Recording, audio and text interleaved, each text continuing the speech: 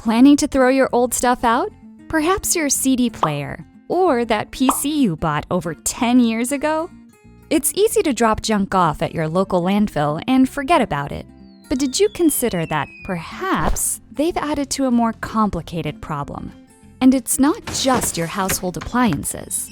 Complex industrial and chemical waste is difficult to recycle and process. We owe this to a long history of unsustainable manufacturing. But what if that junk was instead made of a material that could be easily recycled and repurposed?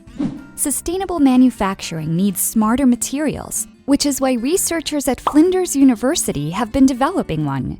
So what's this new material and how could it be used?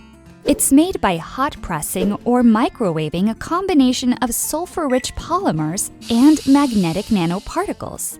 From there, the material could be manufactured into solid objects like bricks or even machine parts.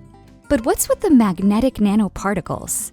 These make the material easier to heat up and break down for recycling, and easier to move when mixed up with other things, with many applications.